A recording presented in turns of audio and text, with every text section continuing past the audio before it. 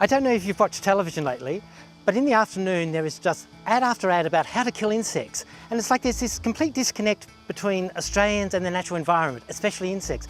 And when you think of the millions of insects that exist, we just want to kill them all.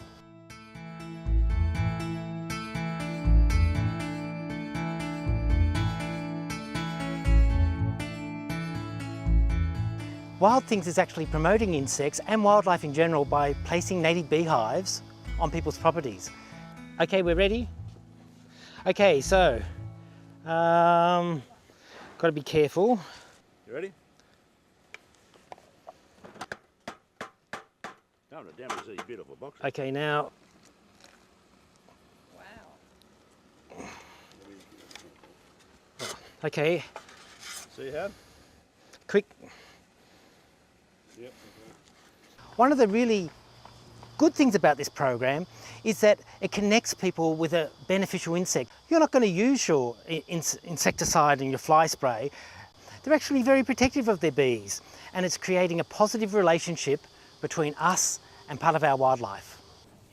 Now I'm just going to mark where this is because the bees have a very finely attuned GPS, and the biggest problem with bees is just moving at a short distance. It throws like a few centimetres doesn't matter, but a metre, they'll keep coming back to where they're supposed to go. I suggest you put it about 1 kilometre away. Yeah. Sam, check it out now. It's very thin, Just very, in very this- sweet.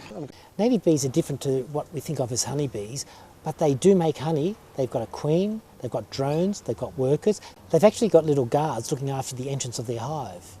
If you get attacked by a native bee, it's going to either bite you, not sting you, bite you, and that's very rare. Or if you actually try and get into their hive, they're going to resin you up. So it's like watching a bad Boris Karloff movie where you get mummified. Normally on EnviroTube, we're showing you native bees in man-made boxes. In reality, they're all over the place, but they're hard to spot. I'm standing in the heart of Clara, and behind me this giant ironbark. It really is a very interesting tree. It's growing on the road, but that's not the only thing that makes it interesting. At the base of this tree is a Trigona carbonaria beehive. These stingless bees are fantastic pollinators and living in amongst us without anyone having a clue that they're here. In any given week, thousands of people will be walking past this hive without having a clue that they're here. Behind me, I've got a train station. In front of me, I've got a road. These stingless bees, absolutely harmless and are a real treasure. What we have here is a wild Trigona hive in a camphor laurel. A lot of people wouldn't expect it to be in a camphor laurel, and look at it. It's a very active hive. If you look carefully, and I'm hoping the camera's going to pick this up, Trigona have little baskets type structures on their back legs, and in those structures they carry pollen. If you're lucky, you're going to see some of these bees flying in filled with pollen. Oh Lord, look at them. Yeah. Wow. This hive is active. They're bringing in pollen to feed the hive. They're also bringing in a lot of nectar, but we can't see the nectar. They can get enough food reserves in a good month to feed the hive for the whole year. I've actually seen that happen.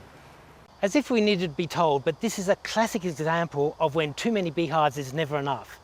This is the 3rd beehive at the council nursery, and to be honest, if I had 50 here, I'd be happy. They are just a fantastic resource, really great at pollinating, really helping setting seeds, and I think if your garden doesn't have one, you should seriously think about it.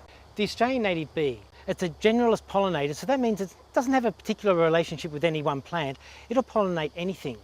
Unlike the feral bee, which has a range of several kilometres, the native bee only has a range of about half a kilometre and will only get out of its hive when it's about 18+ degrees. Whereas the feral bee, the apis, the honey bee, it'll get out of the environment, sort of out of the hive into the environment at about 12-13 degrees centigrade. These bees are different to the introduced bees because they don't have stings. But they do nip you, so if they get really, really mad, they start biting you, but it's no worse than just being lightly tapped on the skin. But you can see how peaceful they are. Very soon you're going to see a finger come into shot.